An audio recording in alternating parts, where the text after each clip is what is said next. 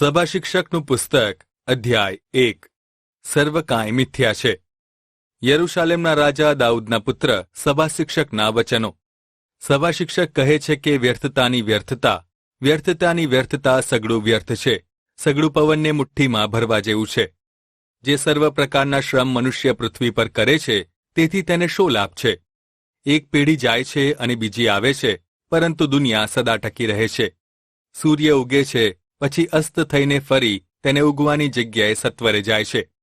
પવન દક્ષિણ તરફ વાય છે અને ઉત્તર તરફ પણ વળે છે. તે પોતાની ગતિમાં આમ તેમ નિરંતર ફર્યા કરે છે અને તે પોતાના માર્ગમાં પાછો આવે છે. સર્વ નદીઓ વહીને સમુદ્રમાં સમાય છે, તો પણ સમુદ્ર તેઓનાથી ભરાઈ જતો નથી. જે જગાએ નદીઓ જાય છે ત્યાંથી તેઓ પાછી આવે છે. બધી જ વસ્તુઓ કંટાળાજનક છે, તેનું પૂરું વર્ણન મનુષ્ય કરી શકે તેમ નથી. ગમે તેટલું જોવાથી આંખો થાકતી નથી અને સાંભળવાથી કાન સંતુષ્ટ થતા નથી. જે થઈ ગયું છે તે જ થવાનું છે, અને જે કરવામાં આવ્યું છે તે જ કરવામાં આવશે. પૃથ્વી પર કશું જ નવું નથી. શું એવું કંઈ છે કે જેના વિશે લોકો કહી શકે કે જુઓ તે નવું છે? તો પણ જાણવું કે આપણી અગાઉના જમાનામાં તે બન્યું હતું. ભૂતકાળની પેઢીઓનું સ્મરણ નથી, અને ભવિષ્યમાં આવનારી પેઢીઓનું કંઈ પણ સ્મરણ હવે પછી થનાર પેઢીઓમાં રહેશે નહીં. અનુભવનો સાર, બધું વ્યર્થ છે. હું સભા શિક્ષક યરૂશાલેમમાં ઇઝરાયેલનો રાજા હતો. પૃથ્વી પર જે કંઈ બને છે તેની શોધ કરવા અને સમજવા મેં મારા ડાપણને લગાડ્યું. તો એ સમજાયું કે કષ્ટમય શ્રમ ઈશ્વરે માણસને કેળવવાના સાધન તરીકે આપ્યો છે. પૃથ્વી પર જે સર્વ થાય છે તે બાબતો મેં જોઈ છે. એ સર્વ વ્યર્થ તથા પવનને મુઠ્ઠીમાં ભરવા જેવું છે. જે વાંકું છે તેને સીધું કરી શકાતું નથી, અને જે ખૂટતું હોય તે બધાની ગણતરી કરી શકાતી નથી. મેં સ્વયં પોતાને કહ્યું કે જુઓ, યરૂશાલેમમાં મારી અગાઉ થઈ ગયેલા અન્ય રાજાઓ કરતાં મેં વધારે જ્ઞાન મેળવ્યું છે. મારા મનને જ્ઞાન અને વિદ્યાનો ઘણો અનુભવ થયેલો છે. પછી મેં મારું મન જ્ઞાન સમજવામાં તથા પાગલપણું અને મૂર્ખતા સમજવામાં લગાડ્યું. ત્યારે મને સમજાયું કે આ પણ પવનને મુઠ્ઠીમાં ભરવા જેવું છે, કેમ કે અધિક ડાપણથી અધિક શોક થાય છે, અને વિદ્યા વધારનાર શોક વધારે છે. સભા શિક્ષકનું પુસ્તક અધ્યાય 2. તેથી મેં સ્વયં પોતાને કહ્યું કે ચાલ ત્યારે, આનંદથી હું તારી પરીક્ષા કરીશ, માટે મોજ શોખ કરી લે. પણ જુઓ, એ પણ વ્યર્થ છે. મેં વિનોદ કરવા વિશે કહ્યું કે તે મૂર્ખાઈ છે. મોજ શોખથી શો લાભ થાય? પછી મેં મારા અંતઃકરણમાં શોધ કરી કે હું મારા શરીરને દ્રાક્ષારસથી મગ્ન કરું, તેમ છતાં મારા અંતઃકરણનું ડાપણ તેવું ને તેવું જ રહે છે. વળી માણસોએ પૃથ્વી ઉપર પોતાના પૂરા આયુષ્ય પર્યંત શું કરવું સારું છે તે મને સમજાય ત્યાં સુધી હું મૂર્ખાઈ ગ્રહણ કરું. પછી મેં મારે પોતાને માટે મોટા કામ ઉપાડ્યા. મેં પોતાને માટે મહેલો બંધાવ્યા. મેં પોતાને માટે દ્રાક્ષવાડીઓ રોપાવી. મેં પોતાને માટે બગીચા બનાવડાવ્યા અને સર્વ પ્રકારના ફળ ઝાડ રોપ્યા. મેં મારા માટે જળાશયો ખોદાવ્યા, જેનાથી વનમાં ઉછળતા વૃક્ષોને પણ પાણી સિંચી શકાય. મેં દાસ દાસીઓ ખરીદ્યા, અને મારા ઘરમાં જન્મેલા ચાકરો પણ મારી પાસે હતા. જેઓ મારી અગાઉ યરૂશાલેમમાં થઈ ગયા તે સર્વના કરતાં પણ મારી પાસે ગાય બળદોના તથા ઘેટા બકરાના ટોળાની સંપત્તિ વધારે હતી. મેં મારા માટે ઘણું સોનું, ચાંદી અને રાજાઓનું તથા પ્રાંતોનું ખાનગી દ્રવ્ય પણ ભેગું કર્યું. મેં પોતાને માટે ગવૈયા, ગાનારીઓ તથા જેમાં પુરુષો આનંદ માણે છે તે એટલે અતિ ઘણી ઉપપત્નીઓ મેળવી. એમ હું પ્રતાપી થયો, અને જેઓ યરૂશાલેમમાં મારી અગાઉ થઈ ગયા હતા તે સર્વ કરતાં હું વધારે સમૃદ્ધિ પામ્યો. મારું જ્ઞાન પણ મારામાં કાયમ રહ્યું. મને જે કંઈ મારી નજરમાં પ્રાપ્ત કરવા જેવું લાગ્યું તેનાથી હું પાછો પડ્યો નહીં. મેં મારા હૃદયને કોઈ પણ પ્રકારના આનંદથી રોક્યું નહીં, કેમ કે મારી સર્વ મહેનતનું ફળ જોઈને મારું મન પ્રસન્નતા પામ્યું. મારા સઘળા પરિશ્રમનો એ બદલો હતા. જ્યારે મેં બધા કામો મેં મારે હાથે કર્યા હતા તે પર, અને જે મહેનત કરવાનો મેં શ્રમ ઉઠાવ્યો હતો તે પર મેં નજર કરી, તો એ સગળું વ્યર્થ તથા પવનને મુઠ્ઠી ભરવા જેવું દેખાયું, અને પૃથ્વી પર મને કંઈ લાભ દેખાયો નહીં. હવે મેં જ્ઞાન, પાગલપણું અને મૂર્ખતા જોવાને લક્ષ્ય આપ્યું, કેમ કે રાજાની પાછળ આવનાર માણસ શું કરી શકે છે? અગાઉ જે કરવામાં આવ્યું હોય તે જ તે કરી શકે છે. પછી મેં જોયું કે જેટલે દરજ્જે અજવાળું અંધકારથી શ્રેષ્ઠ છે, તેટલે દરજ્જે જ્ઞાન મૂર્ખાઈથી શ્રેષ્ઠ છે. જ્ઞાની માણસની આંખો તેના માથામાં હોય છે, અને મૂર્ખ અંધકારમાં ચાલે છે એમ છતાં મને માલુમ પડ્યું કે તે સર્વના પરિણામ સરખા જ આવે છે. ત્યારે મેં મારા મનમાં વિચાર્યું કે જેમ મૂર્ખને થાય છે તેવું મને પણ થવાનું જ છે, તો મને તેના કરતાં વધારે બુદ્ધિમાન હોવામાં શો લાભ? ત્યારે મેં મારા મનમાં કહ્યું કે એ પણ વ્યર્થતા છે. મૂર્ખ કરતાં જ્ઞાનીનું સ્મરણ વધારે રહેતું નથી, અને જે હાલમાં છે તેઓ આવનાર દિવસોમાં ભૂલાઈ જશે. મૂર્ખની જેમ જ જ્ઞાની પણ મરે છે. તેથી મને જિંદગી ઉપર ધિક્કાર ઉપજ્યો, કેમ કે પૃથ્વી પર જે કામ કરવામાં આવે છે તે મને દુઃખદાયક લાગ્યું. માટે સગળું વ્યર્થ તથા પવનને મુઠ્ઠીમાં ભરવા જેવું છે. તેથી પૃથ્વી પર જે સર્વ કામ મેં શ્રમ વેઠીને ઉપાડ્યા તેથી મને ધિક્કાર ઉપજ્યો, કેમ કે મારા પછી થનાર માણસને માટે તે સર્વ મૂકીને જવું પડશે. વળી તે માણસ જ્ઞાની થશે કે મૂર્ખ તે કોણ જાણે છે? છતાં જેના માટે મેં પરિશ્રમ કર્યો અને પૃથ્વી પર જેના માટે મારા ડહાપણનો ઉપયોગ કર્યો તે સર્વ પર તે અધિકાર ભોગવશે. આ પણ વ્યર્થતા છે. તેથી હું ફર્યો અને પૃથ્વી પર જે સર્વ કામો માટે મેં પરિશ્રમ કર્યો હતો તે પ્રત્યે મેં મારા મનને નિરાશ કર્યું. કોઈ એવું મનુષ્ય હોય છે કે જેનું કામ ડહાપણ, જ્ઞાન તથા કુશળતાથી કરેલું હોય છે, તો પણ તેમાં જેણે મહેનત નહીં કરી હોય એવા વ્યક્તિને વારસામાં આપી જશે. આ વ્યર્થતા તથા મોટો અનર્થ છે. પોતાનું સર્વ કામ સફળતાથી કરવા માટે પોતાની બુદ્ધિનો ઉપયોગ કરીને માણસ દુનિયામાં પરિશ્રમ કરે છે, પણ તેમાંથી તેને શું ફળ પ્રાપ્ત થાય છે? કેમ કે તેના બધા દિવસો શોકમય તથા તેનો સઘળો પરિશ્રમ દુઃખરૂપ છે. રાત્રે પણ તેનું મન વિશ્રાંતિ ભોગવતું નથી, એ પણ વ્યર્થતા છે. ખાવું, પીવું અને પોતાના કામમાં આનંદ માણવો તેના કરતાં વધારે સારું મનુષ્ય માટે બીજું કશું નથી. પછી મને માલુમ પડ્યું કે આ ઈશ્વરના હાથથી જ મળે છે, પરંતુ ઈશ્વરની કૃપા વિના કોણ ખાઈ શકે અથવા સુખ ભોગવી શકે? કેમ કે જે માણસો પર ઈશ્વર પ્રસન્ન છે તેઓને તે બુદ્ધિ, જ્ઞાન તથા આનંદ આપે છે, પણ પાપીને તે ફોગટ પરિશ્રમ આપે છે, જેથી ઈશ્વરને પ્રસન્ન કરનારને માટે તે ઢગલે ઢગલા સંગ્રહ કરીને આપે. એ પણ વ્યર્થ તથા પવનથી મુઠ્ઠી ભરવા જેવું છે. સભા શિક્ષકનું પુસ્તક, અધ્યાય 3. સર્વ બાબત માટે સમય. પૃથ્વી ઉપર પ્રત્યેક વસ્તુને માટે યોગ્ય ઋતુ અને પ્રત્યેક પ્રયોજનો માટે યોગ્ય સમય હોય છે. જન્મ લેવાનો સમય અને મૃત્યુ પામવાનો સમય, છોડ રોપવાનો સમય અને રોપેલાને ઉખેડી નાખવાનો સમય, મારી નાખવાનો સમય અને જીવાડવાનો સમય, તોડી પાડવાનો સમય અને બાંધવાનો સમય, રડવાનો સમય અને હસવાનો સમય, શોક કરવાનો સમય અને નૃત્ય કરવાનો સમય, પથ્થરો ફેંકી દેવાનો સમય અને પથ્થરો એકઠા કરવાનો સમય, આલિંગન કરવાનો સમય તથા આલિંગન કરવાથી દૂર રહેવાનો સમય, શોધવાનો સમય અને ગુમાવવાનો સમય, રાખવાનો સમય અને ફેંકી દેવાનો સમય, ફાડવાનો સમય અને સીવવાનો સમય, શાંત રહેવાનો સમય અને બોલવાનો સમય, પ્રેમ કરવાનો સમય અને ધિક્કારવાનો સમય, યુદ્ધનો સમય અને સલાહ શાંતિનો સમય.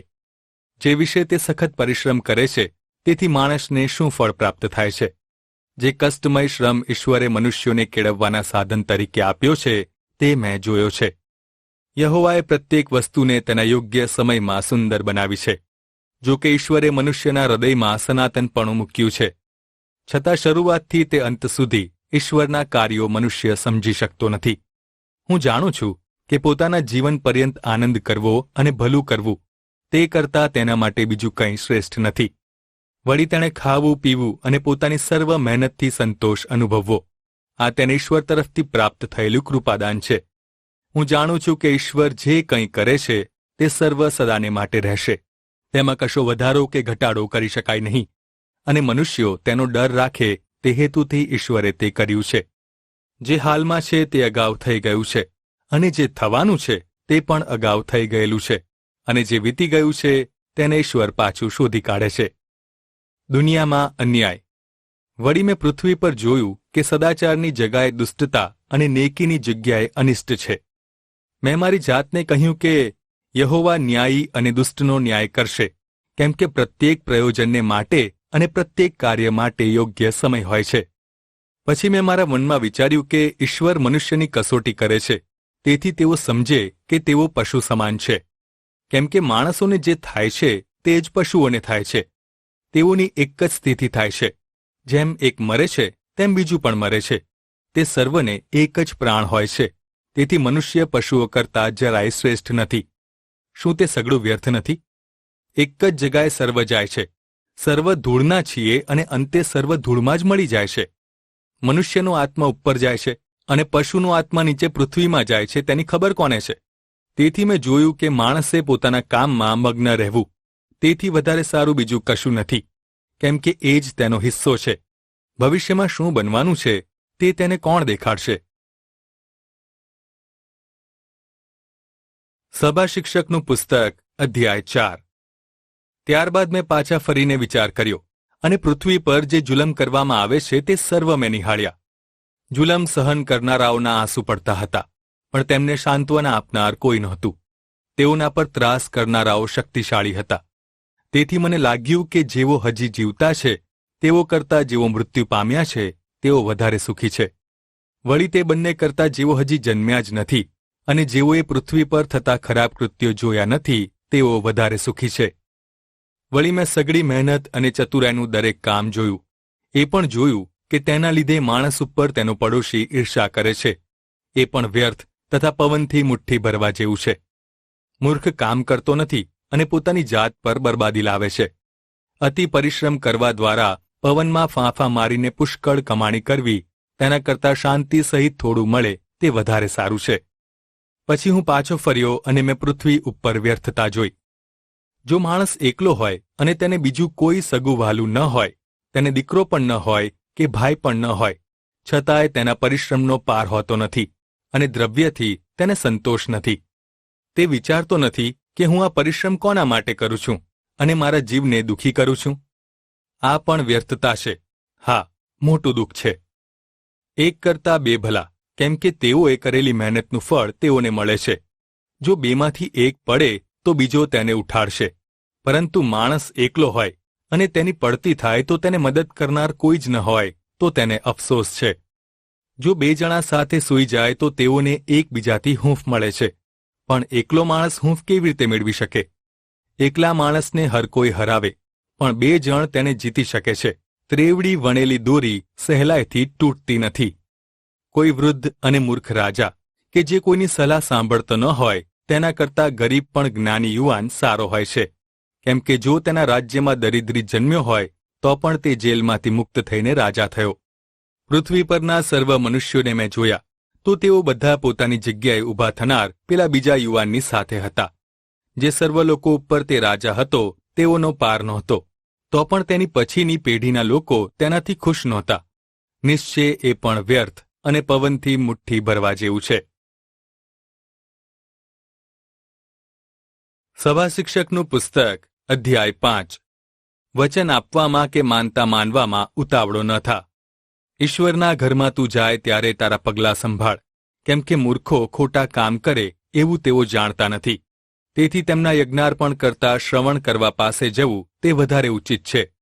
તારા મુખેથી અવિચારી વાત કરીશ નહીં, અને ઈશ્વરની સન્મુખ કંઈ પણ બોલવા માટે તારું અંતઃકરણને ઉતાવળું ન થવા દે. કેમ કે ઈશ્વર આકાશમાં છે અને તું તો પૃથ્વી પર છે, માટે તારા શબ્દો થોડા જ હોય. અતિશય શ્રમની ચિંતાથી સ્વપ્નો આવે છે અને બહુ બોલવાથી મૂર્ખની મૂર્ખાઈ ઉઘાડી પડી જાય છે. જ્યારે તમે ઈશ્વર સમક્ષ માનતા લો તો તે પૂર્ણ કરવામાં વિલંબ ન કરો, કેમ કે ઈશ્વર મૂર્ખો પર રાજી હોતા નથી. તારી માનતા પૂરી કર. તમે માનતા માનીને તે ન પાળો તેના કરતાં માનતા ન લો તે વધારે ઉચિત છે. તારા મુખને લીધે તારા શરીર પાસે પાપ કરાવવા ન દે. તેમજ ઈશ્વરના દૂતની સમક્ષ તું એમ કહેતો નહીં કે મારાથી એ ભૂલ થઈ ગઈ. શા માટે તારા બોલવાથી ઈશ્વર કોપાયમાન થાય અને તારા હાથના કામનો નાશ કરે? કેમ કે અતિશય સ્વપ્નોથી, વ્યર્થ વિચારો કરવાથી અને ઝાઝું બોલવાથી એમ થાય છે. માટે તું ઈશ્વરનો ડર રાખ. ધનની વ્યર્થતા. જો ગરીબો પર થતા અત્યાચાર અને દેશમાં ન્યાયને ઊંધા વાળતા તું જુએ તો તે વાતથી આશ્ચર્ય પામીશ નહીં, કેમ કે ઉચ્ચ કરતાં જે સર્વોચ્ચ છે તે લક્ષ આપે છે. પૃથ્વીની ઉપજ તો સર્વને માટે છે અને રાજાને પણ તેના ખેતરથી મદદ મળે છે. રૂપાનો લોભી ચાંદીથી સંતુષ્ટ થશે નહીં. સમૃદ્ધિનો લોભી સમૃદ્ધિથી સંતોષ પામશે નહીં. દોલત વધે છે ત્યારે તેને ખાનારા પણ વધે છે, અને તેથી તેના માલિકને નજરે જોયા સિવાય બીજો શો લાભ થાય છે? મજૂર ગમે તો ઓછું ખાય કે વધારે ખાય તો પણ તે શાંતિથી ઊંઘી શકે છે, પણ દ્રવ્યવાનની સમૃદ્ધિ તેને ઊંઘવા દેતી નથી. મેં પૃથ્વી પર એક ભારે દુઃખ જોયું છે. એટલે દ્રવ્યનો માલિક પોતાના નુકસાનને માટે જ દ્રવ્ય સંગ્રહ કરી રાખે છે તે. પરંતુ તે દ્રવ્ય અવિચારી સાહસને કારણે ચાલ્યું જાય છે. અને જો તેનો પોતાનો દીકરો હોય તો તેના હાથમાં પણ કશું રહેતું નથી. જેવો તે પોતાની માતાના ગર્ભમાંથી નિવસ્ત્ર સ્થિતિમાં બહાર હતો એ જ સ્થિતિમાં તે પાછો જાય છે. તે પોતાના પરિશ્રમ બદલ તેમાંથી કંઈ પણ સાથે લઈ જવા પામશે નહીં. આ પણ એક ભારે દુઃખ છે કે સર્વ બાબતોમાં જેવો તે આવ્યો હતો તે જ સ્થિતિમાં તેને પાછા જવું પડે છે. પવનને માટે પરિશ્રમ કરવાથી તેને શો લાભ થાય છે? વળી તેનું સમગ્ર આયુષ્ય અંધકારમાં જાય છે અને શોક, રોગ અને ક્રોધથી તે હેરાન થાય છે. જુઓ, મનુષ્ય માટે જે સારી અને શોભતી બાબત મેં જોઈ છે તે એ છે કે ઈશ્વરે તેને આપેલા આયુષ્યના સર્વ દિવસોમાં ખાવું, પીવું અને દુનિયામાં જે સઘળો શ્રમ કરે છે તેમાં મોજ મજા માણવી, કેમ કે એ જ તેનો હિસ્સો છે. અને જો ઈશ્વરે તેને દ્રવ્ય તથા ધન આપ્યું છે અને તેનો ઉપભોગ કરવાની, પોતાનો હિસ્સો લેવાની તથા તેને પોતાની મહેનતથી આનંદ માણવાની શક્તિ આપી છે, એવા દરેક માણસે જાણવું કે તે ઈશ્વર તરફથી મળતી ભેટ છે. તેના જીવનના દિવસોનું તેને બહુ સ્મરણ રહેશે નહીં, કેમ કે તેના અંતઃકરણનો આનંદ એ તેને ઈશ્વરે આપેલો ઉત્તર છે. સભા શિક્ષકનું પુસ્તક, અધ્યાય 6. મેં પૃથ્વી પર માણસોને માથે એક સામાન્ય ભારે દુઃખ નિહાળ્યું છે. એટલે જેને ઈશ્વરે ધન સંપત્તિ અને સન્માન આપ્યા છે કે જે કંઈ તે ઈચ્છે છે તે સર્વમાં તેના મનને કશી ખોટ પડશે નહીં. પરંતુ તેનો ઉપભોગ કરવાની શક્તિ તેને આપતા નથી, પણ બીજો કોઈ તેનો ઉપભોગ કરે છે. આ પણ વ્યર્થતા તથા ભારે દુઃખ છે. જો કોઈ મનુષ્યને 100 સંતાન હોય અને તે પોતે દીર્ઘાયુષ્ય ભોગવે, પણ જો તે સુખી ન હોય અને તેનું દફન પણ ન થાય, તો હું કહું છું કે એના કરતાં ગર્ભપાતથી તે મૃતાવસ્થામાં જન્મ્યો હોત તો સારું થાત. કેમ કે તે વ્યર્થતારૂપ આવે છે અને અંધકારમાં જતો રહે છે, અને તેનું નામ પણ અંધકારથી ઢંકાઈ જાય છે. વળી તેણે સૂર્યને જોયો નથી અને તેણે કશું જાણ્યું પણ નથી. પેલાના કરતાં તો તેને વધારે નિરાશ છે. જો તેનું આયુષ્ય 1000 વર્ષ કરતાં પણ બમણું હોય અને છતાંય તે કંઈ સુખ ભોગવે નહીં. શું બધા એક જ ઠેકાણે નથી જતા? મનુષ્યની સર્વ મહેનત તેના પોતાના પેટ માટે છે, છતાં તેની ક્ષુધા તૃપ્ત થતી નથી. વળી મૂર્ખ કરતાં જ્ઞાનીને કયો વધારે લાભ મળે છે? અથવા જીવતાઓની આગળ વર્તવાની રીત સમજનાર ગરીબ માણસને શું મળે છે? ભટકતી ઈચ્છાઓ કરતાં આંખે જોવું તે વધારે ઇષ્ટ છે. એ પણ વ્યર્થ તથા પવનને મુઠ્ઠીમાં ભરવા જેવું છે. હાલ જે કંઈ છે તેનું નામ પહેલેથી પાડવામાં આવ્યું છે. તે મનુષ્ય છે એ વાત જાણવામાં આવેલી છે. જે તેના કરતાં વધારે બળવાન છે તેની સામે તે બાથ ભીડી શકતો નથી. વ્યર્થતાની વૃદ્ધિ કરનારી ઘણી વાતો છે. તેથી માણસને શો ફાયદો થયો છે? કારણ કે મનુષ્ય છાયાની જેમ પોતાનું જીવન વ્યર્થ ગુમાવે છે. તેના જીવનના સર્વ દિવસોમાં તેને માટે શું સારું છે તે કોણ જાણે છે? કેમ કે કોઈ માણસની પાછળ દુનિયામાં શું થવાનું છે તે તેને કોણ કહી શકે? સભા શિક્ષકનું પુસ્તક, અધ્યાય 7. જીવન વિશે મનન મણકા. સારી શાખ મૂલ્યવાન અત્તર કરતાં વધારે સારી છે. જન્મના દિવસ કરતાં મૃત્યુનો દિવસ સારો છે. ઉજવણીના ઘરમાં જવા કરતાં શોકના ઘરમાં જવું સારું છે. કેમ કે પ્રત્યેક મનુષ્યની જિંદગીનો અંત મૃત્યુ જ છે. જીવતો માણસ તે વાત પોતાના હૃદયમાં ઠસાવી રાખશે. હાસ્ય કરતાં ખેદ સારો છે. કેમ કે ચહેરાના ઉદાસીપણાથી અંતઃકરણ આનંદ પામે છે. જ્ઞાનીનું અંતઃકરણ શોકના ઘરમાં હોય છે, પણ મૂર્ખનું અંતઃકરણ હર્ષના ઘરમાં હોય છે. કોઈ માણસે મૂર્ખનું ગીત સાંભળવું તેના કરતાં જ્ઞાનીનો ઠપકો સાંભળવો તે સારું છે. કેમ કે જેમ સગડી પરના પાત્રની નીચે કાંટાનો ભળભળાટ હોય છે, તેમ મૂર્ખનું હાસ્ય છે એ પણ વ્યર્થતા છે. નિશ્ચય જુલમ મનુષ્યને મૂર્ખ બનાવે છે. તે તેની સમજ શક્તિનો નાશ કરે છે. કોઈ બાબતના આરંભ કરતાં તેનો અંત સારો છે, અને અભિમાની મનુષ્ય કરતાં ધૈર્યવાન મનવાળો મનુષ્ય સારો છે. ક્રોધ કરવામાં ઉતાવળો ન થા, કેમ કે ક્રોધ મૂર્ખોના હૃદયમાં રહે છે. અગાઉના દિવસો હાલના કરતાં વધારે સારા હતા, એનું કારણ શું છે? એવું તું ન પૂછ, કારણ કે આ વિશે પૂછવું તે ડાપણ ભરેલું નથી. બુદ્ધિ વારસા જેવી ઉત્તમ છે, અને સૂર્ય જોનારાઓ માટે તે વધુ ઉત્તમ છે. દ્રવ્ય આશ્રય છે તેમ બુદ્ધિ પણ આશ્રય છે, પરંતુ જ્ઞાનની ઉત્તમતા એ છે કે તે પોતાના માલિકના જીવની રક્ષા કરે છે. ઈશ્વરના કામનો વિચાર કરો. તેમણે જેને વાંકું કર્યું છે તેને સીધું કોણ કરી શકશે? ઉન્નતિના સમયે આનંદ કર, પણ વિપત્તિ કાળે વિચાર કર. ઈશ્વરે એ બંનેને એકબીજાના સાથી બનાવ્યા છે, જેથી ભવિષ્યમાં શું થશે તેમાંનું કશું જ માણસ શોધી શકતો નથી. આ બધું મેં મારા વ્યર્થપણાના દિવસોમાં જોયું છે. એટલે નેક પોતાની નેકીમાં મૃત્યુ પામે છે, અને દુષ્ટ માણસ પોતાની દુષ્ટતા હોવા છતાં લાંબુ આયુષ્ય ભોગવે છે. પોતાની નજરમાં વધારે નેક ન થા, કે વધારે દોઢ ડાયો ન થા, એમ કરીને શા માટે પોતાનો વિનાશ નોતરે છે? અતિશય દુષ્ટ ન થા, તેમજ મૂર્ખ પણ ન થા, તેમ કરીને શા માટે તું અકાળે મૃત્યુ પામે? દુષ્ટતાને તું વળગી ન રહે, પણ નેકીમાંથી તારો હાથ પાછો ખેંચી ન લેતો, કેમ કે જે માણસ ઈશ્વરનો ડર રાખે તે એ સર્વમાંથી મુક્ત થશે. 10 અમલદારો નગરમાં હોય તેના કરતાં જ્ઞાની માણસને બુદ્ધિ વધારે શક્તિશાળી બનાવે છે. જે હંમેશા સારું જ કરે છે અને પાપ કરતો જ નથી, એવો એક પણ નેક માણસ પૃથ્વી પર નથી. વળી જે શબ્દો બોલવામાં આવે છે તે સર્વને લક્ષમાં ન લે. રખેને તું તારા ચાકરને તને શાપ દેતા સાંભળે, કેમ કે તારું પોતાનું અંતઃકરણ જાણે છે કે તે પણ કેટલી વાર બીજાઓને શાપ દીધા છે. મેં આ સર્વની બુદ્ધિથી પરીક્ષા કરી છે. મેં કહ્યું કે હું બુદ્ધિમાન થઈશ, પણ તે બાબત મારાથી દૂર રહી. દાહ પણ ઘણે દૂર અને અતિશય ઊંડું છે. તેને મેળવવું ઘણું મુશ્કેલ છે. તેને કોણ શોધી કાઢી શકે? હું ફર્યો.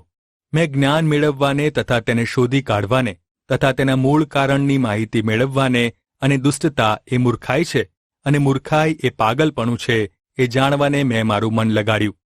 તેથી મેં જાણ્યું કે મૃત્યુ કરતાં પણ એક વસ્તુ વધારે કષ્ટદાયક છે. તે એ છે કે જેનું અંતઃકરણ ફાંદા તથા જાળરૂપ છે, તથા જેના હાથ બંધન સમાન છે, તેવી સ્ત્રી. જે કોઈ ઈશ્વરને પ્રસન્ન કરે છે તે તેનાથી નાસી છૂટશે, પરંતુ પાપી તેની જાળમાં સપડાઈ જશે. સભા શિક્ષક કહે છે, સત્ય શોધી કાઢવા માટે બધી વસ્તુઓને સરખાવી જોતા મને આ માલુમ પડ્યું કે તેને મારું હૃદય હજી શોધ્યા જ કરે છે, પણ તે મને મળતું નથી. હજારોમાં મને એક પુરુષ મળ્યો છે, પણ આટલા બધામાં મને એક પણ સ્ત્રી મળી નથી. મને ફક્ત એટલી જ સત્ય હકીકત જાણવા મળી છે કે ઈશ્વરે મનુષ્યને નેક બનાવ્યો છે ખરો, પરંતુ તેણે ઘણી યુક્તિઓ શોધી કાઢી છે. સભા શિક્ષકનું પુસ્તક, અધ્યાય 8. બુદ્ધિમાન પુરુષના જેવો કોણ છે? પ્રત્યેક વાતનો અર્થ કોણ જાણે છે? માણસની બુદ્ધિ તેના ચહેરાને તેજસ્વી કરે છે, અને તેના ચહેરાની કઠોરતા બદલાઈ જાય છે. રાજાને આધીન થા. હું તને ભલામણ કરું છું કે રાજાની આજ્ઞાનું પાલન કર. વળી ઈશ્વરના સોગંદને લક્ષમાં રાખીને તે પાળ. તેની હજૂરમાંથી બહાર જવાને પ્રયત્ન ન કર.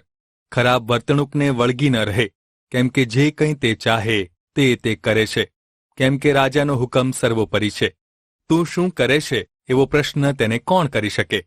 જે કોઈ રાજાની આજ્ઞાનું પાલન કરે છે તેને કોઈ પણ પ્રકારની શિક્ષા થશે નહીં.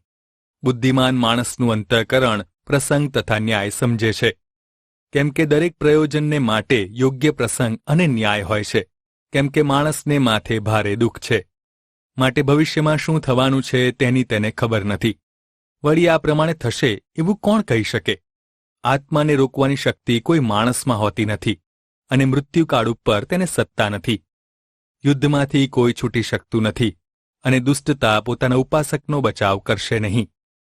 દુર્જન અને સજ્જન, આ બધું મેં જોયું છે, અને પૃથ્વી પર જે દરેક કામ થાય છે તેમાં મેં મારું મન લગાડ્યું છે. એવો એક સમય આવે છે કે જેમાં કોઈ માણસ બીજા માણસ પર નુકસાનકારક સત્તા ચલાવે છે. તેથી મેં દુષ્ટોને દફનાવેલા જોયા, અને ન્યાયીઓને પવિત્ર સ્થાનમાંથી લઈ લેવામાં આવ્યા, અને જ્યાં તેમણે દુષ્ટ કામ કર્યા હતા ત્યાં દફનાવવામાં આવ્યા. લોકોએ નગરમાં તેમને માન આપ્યું. તેનું સ્મરણ નષ્ટ થયું, આ પણ વ્યર્થતા છે. તેથી દુષ્ટ કામની વિરુદ્ધ દંડ આપવાની આજ્ઞા જલ્દીથી અમલમાં મુકાતી નથી, અને તે માટે લોકોનું હૃદય દુષ્ટ કાર્ય કરવામાં સંપૂર્ણ લાગેલું છે. જો પાપી માણસ સેંકડો વખત દુષ્કર્મ કર્યા પછી પણ દીર્ઘાયુષ્ય ભોગવે છે, છતાં હું જાણું છું કે નિશ્ચય જેવો ઈશ્વરનો ભય રાખે છે તેઓનું ભલું થશે, પણ દુષ્ટોનું ભલું થશે નહીં, અને તેઓનું આયુષ્ય છાયારૂપ થશે. તે દીર્ઘ થશે નહીં, કેમ કે તેઓ ઈશ્વરનો ડર રાખતા નથી. દુનિયા પર એક એવી વ્યર્થતા છે કે કેટલાક નેક માણસોને દુષ્ટના કામના ફળ પ્રમાણે ફળ મળે છે અને દુષ્ટ માણસોને નેકીવાનોના કામના ફળ મળે છે. મેં કહ્યું, આ પણ વ્યર્થતા છે. તેથી મેં તેઓને આનંદ કરવાની ભલામણ કરી, કેમ કે ખાવું પીવું તથા મોજ મજા કરવી તેના કરતાં માણસને માટે દુનિયા પર કશું શ્રેષ્ઠ નથી, કેમ કે ઈશ્વરે તેને પૃથ્વી ઉપર જે આયુષ્ય આપ્યું છે તેના બધા દિવસોની મહેનતના ફળમાંથી તેને એટલું જ મળશે.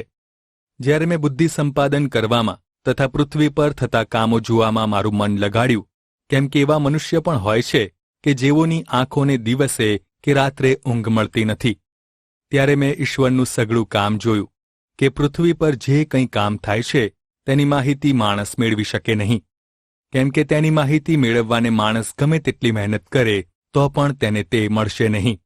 કદાચ કોઈ બુદ્ધિમાન માણસ હોય તો પણ તે તેની પૂરી શોધ કરી શકશે નહીં. સભા શિક્ષકનું પુસ્તક, અધ્યાય 9. મનુષ્ય જ્ઞાન પરિચય. એ બાબતમાં મેં જ્યારે કાળજીપૂર્વક તપાસ કરી તો મને જાણવા મળ્યું કે સદાચારીઓ અને જ્ઞાનીઓ તથા તેઓના કામ ઈશ્વરના હાથમાં છે. મેં જોયું કે તે પ્રેમ હશે કે ધિક્કાર, તે કોઈ પણ જાણતું નથી. બધું તેઓના ભાવિમાં છે.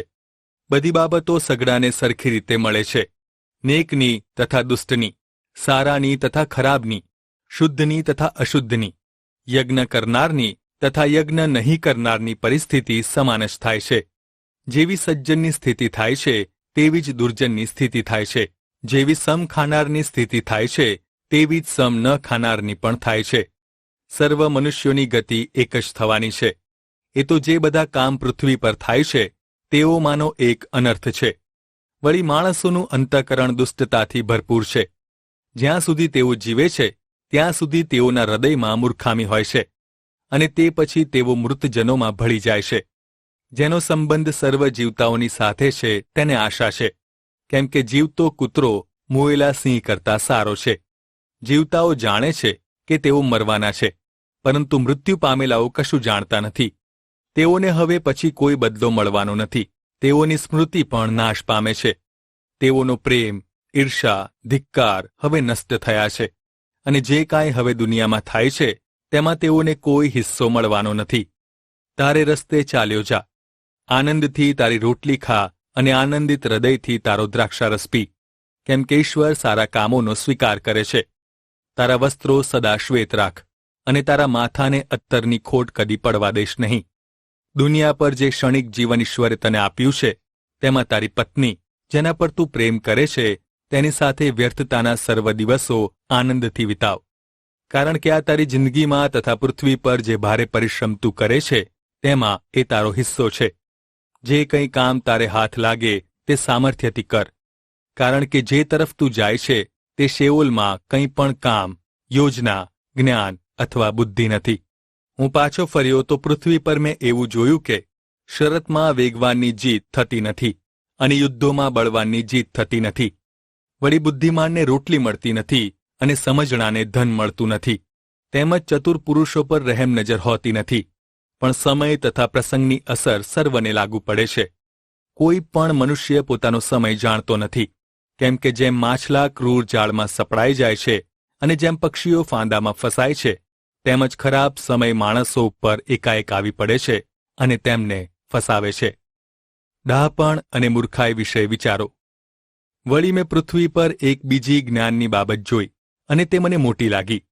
એક નાનું નગર હતું, તેમાં થોડા જ માણસો હતા. એક બળવાન રાજા પોતાના સૈન્ય સાથે નગર પર ચડી આવ્યો અને તેને ઘેરો ઘાલ્યો. તેની સામે મોટા મોરચા બાંધ્યા. હવે આ નગરમાં એક ખૂબ ગરીબ પણ બુદ્ધિવાન માણસ રહેતો હતો.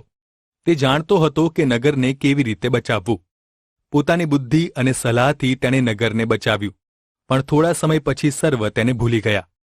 ત્યારે મેં કહ્યું કે બળ કરતાં બુદ્ધિ ઉત્તમ છે. તેમ છતાં ગરીબ માણસની બુદ્ધિને તુચ્છ ગણવામાં આવે છે, અને તેનું કહેવું કોઈ સાંભળતું નથી. મૂર્ખ સરદારના પોકાર કરતાં બુદ્ધિમાન માણસના છુપા બોલ વધારે સારા છે. યુદ્ધ શસ્ત્રો કરતાં બુદ્ધિ શ્રેષ્ઠ છે, પણ એક પાપી માણસ ઘણી ઉત્તમતાનો નાશ કરે છે. સભા શિક્ષકનું પુસ્તક અધ્યાય 10 શાણપણ ભરી વાતો. જેમ મરેલી માખીઓ અત્તરને દૂષિત કરી દેશે તેવી જ રીતે થોડી મૂર્ખાઈ બુદ્ધિ અને સન્માનને દબાવી દેશે. બુદ્ધિમાન માણસનું હૃદય તેને જમણે હાથે છે, પણ મૂર્ખનું હૃદય તેને ડાબે હાથે છે.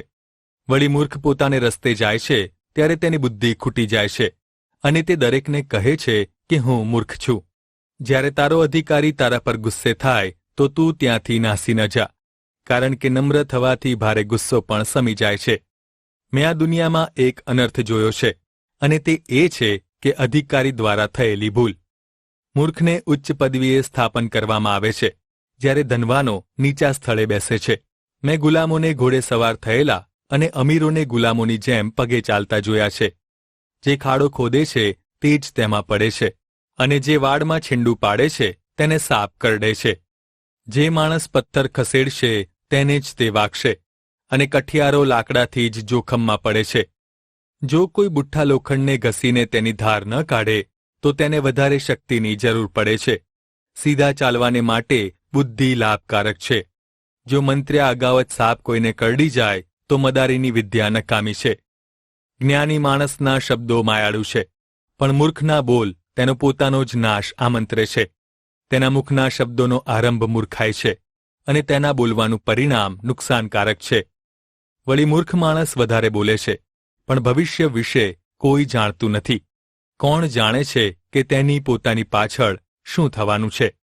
મૂર્ખની મહેનત તેઓના દરેકને થકવી નાખે છે, કેમ કે તેને નગરમાં જતા આવડતું નથી. જો તારો રાજા યુવાન હોય અને સરદારો સવારમાં ઉજાણીઓ કરતા હોય ત્યારે તને અફસોસ છે. તારો રાજા કુલીન કુટુંબનો હોય ત્યારે દેશ આનંદ કરે છે. તારા હાકેમો કેફને સારું નહીં, પણ બળ મેળવવાને માટે યોગ્ય સમયે ખાતા હોય છે, ત્યારે તો તું આશીર્વાદિત છે. આળસથી છાપરું નમી પડે છે, અને હાથની આળસથી ઘરમાં પાણી ટપકે છે. ઉજાણી મોજ મજાને માટે ગોઠવવામાં આવે છે, અને દ્રાક્ષારસ જીવને ખુશી આપે છે. પૈસા સગળી વસ્તુની જરૂરિયાત પૂરી પાડે છે. રાજાને શાપ ન આપીશ, તારા વિચારમાં પણ નહીં, અને દ્રવ્યવાનને તારા સુવાના ઓરડામાંથી પણ શાપ ન દે, કારણ કે વાયુચર પક્ષી તે વાત લઈ જશે, અને પંખી તે વાત કહી દેશે. સભા શિક્ષકનું પુસ્તક અધ્યાય 11 ડાહ્યોજન શું કરે છે? તારું અન્ન પાણી પર નાખ, કેમ કે ઘણા દિવસો પછી તે તને પાછું મળશે. 7ને હા, વળી 8ને પણ હિસ્સો આપ, કેમ કે પૃથ્વી પર શી આપત્તિ આવશે તેની તને ખબર નથી. જો વાદળા પાણીથી ભરેલા હોય તો તે વરસાદ લાવે છે. જો કોઈ ઝાડ દક્ષિણ તરફ કે ઉત્તર તરફ પડે તો તે જ્યાં પડે ત્યાં જ પડ્યું રહે છે. જે માણસ પવન પર ધ્યાન રાખ્યા કરે છે તે વાવશે નહીં, અને જે માણસ વાદળ જોતો રહેશે તે કાપણી કરશે નહીં. પવનની ગતિ શી છે, તથા ગર્ભવતીના ગર્ભમાં હાડકાં કેવી રીતે વધે છે તે તું જાણતો નથી. તેમજ ઈશ્વર જે કંઈ કાર્ય કરે છે તે તું જાણતો નથી. તેમણે સર્વ સર્જ્યું છે. સવારમાં બી વાવ, અને સાંજે તારો હાથ પાછો ખેંચી લઈશ નહીં, કારણ કે આ સફળ થશે કે તે સફળ થશે, અથવા તે બંને સરખી રીતે સફળ થશે તે તું જાણતો નથી. સાચે જ અજવાળું રમણીય છે, અને સૂર્ય જોવો એ આંખને ખુશકારક છે. જો માણસ લાંબુ આયુષ્ય ભોગવે તો તેણે જીવનના સર્વ દિવસો પર્યંત આનંદ કરવો, પરંતુ તેણે અંધકારના દિવસો યાદ રાખવા, કારણ કે તે ઘણા હશે. જે સગળું બને છે તે વ્યર્થતા જ છે. યુવાનને ઉપદેશ. હે યુવાન, તારી યુવાવસ્થાના દિવસોમાં તું આનંદ કર, અને તારી યુવાનીના દિવસોમાં તારું હૃદય તને ખુશ રાખે. તારા હૃદયની ઈચ્છાઓ પૂરી કર, તથા તારી આંખોની દ્રષ્ટિ મુજબ તું ચાલ. પણ નક્કી તારે યાદ રાખવું કે સર્વ બાબતોનો ઈશ્વર ન્યાય કરશે. માટે તારા હૃદયમાંથી ગુસ્સો દૂર કર, અને તારું શરીર દુષ્ટત્વથી દૂર રાખ, કેમ કે યુવાવસ્થા અને ભરજુવાની એ વ્યર્થતા છે. સભા શિક્ષકનું પુસ્તક અધ્યાય 12 તારી યુવાવસ્થાના દિવસોમાં તું તારા સર્જનહારનું સ્મરણ કર. ખરાબ દિવસો આવ્યા પહેલા, એટલે જે વર્ષો વિશે તું એમ કહેશે કે તેમાં મને કંઈ આનંદ નથી, તે પાસે આવ્યા પહેલા તેમનું સ્મરણ કર. પછી ચંદ્ર, સૂર્ય અને તારાઓ અંધકારમાં જતા રહેશે, અને વરસાદ પછી વાદળા પાછા ફરશે. તે દિવસે તો ઘરના રખેવાળો ધ્રુજશે અને બળવાન માણસો વાંકા વળી જશે. દળનારી સ્ત્રીઓ થોડી હોવાથી તેમની ખોટ પડશે અને બારીઓમાંથી બહાર જોનારની દ્રષ્ટિ ઝાંખી થઈ જશે. તે સમયે રસ્તા તરફના બારણા બંધ કરી દેવામાં આવશે અને ત્યારે દળવાનો અવાજ ધીમો થશે. માણસ પક્ષીના અવાજથી જાગી ઉઠશે અને સર્વ ગાનારી સ્ત્રીઓનું માન ઉતારશે. તે સમયે તેઓ ઊંચાણથી બીશે, બીક લાગશે. તેઓને રસ્તા પર ચાલતા ડર લાગશે. બદામના ઝાડ પર ફૂલો ખીલશે, તીડ બોજારૂપ થઈ પડશે અને ઈચ્છાઓ મરી પરવારશે. કેમ કે માણસ પોતાના અનંતકાલિક ઘરે જાય છે અને વિલાપ કરનારાઓ શેરીઓમાં ફરે છે. તે દિવસે રૂપેરી દોરી તૂટી જશે, સોનેરી પ્યાલો ભાંગી જશે, ગાગર જરા આગળ ફૂટી જશે અને ચાકડો ટાંકી આગળ ભાંગી જશે. તે અગાઉ તું તારા સર્જનહારનું સ્મરણ કર. જેવી અગાઉ ધૂળ હતી તેવી જ પાછી ધૂળ થઈ જશે અને ઈશ્વરે જે આત્મા આપેલો હશે તે તેમની પાસે પાછો જશે. તેથી સભા શિક્ષક કહે છે કે વ્યર્થતાની વ્યર્થતા સગડું વ્યર્થ છે. ઉપસંહાર. વળી સભા શિક્ષક સમજુ હતો, તેથી તે લોકોને જ્ઞાન શીખવતો હતો. હા, તે વિચાર કરીને ઘણા નીતિવચનો શોધી કાઢતો અને તેમને નિયમસર ગોઠવતો. સભા શિક્ષક દિલચસ્પ વચનો તથા પ્રામાણિક લખાણો એટલે સત્યના વચનો શોધી કાઢવાનો પ્રયત્ન કરતો. જ્ઞાની માણસના વચનો આર જેવા છે અને સભા શિક્ષકોના વચનો કે જે એક પાળક દ્વારા આપવામાં આવેલા છે તે સજ્જડ જડેલા ખીલાના જેવા છે. પણ મારા દીકરા, મારી શિખામણ માન. ઘણા પુસ્તકો રચવાનો કંઈ પાર નથી, તેમજ અતિ અભ્યાસ કરવાથી શરીર થાકી જાય છે. વાતનું પરિણામ આપણે સાંભળીએ તે આ છે: ઈશ્વરનું ભય રાખ અને તેમની આજ્ઞાઓનું પાલન કર. પ્રત્યેક માણસની એ સંપૂર્ણ ફરજ છે, કેમ કે દરેક ભલી કે ભૂંડી પ્રત્યેક ગુપ્ત બાબત સહિતના કામોનો ન્યાય ઈશ્વર કરશે.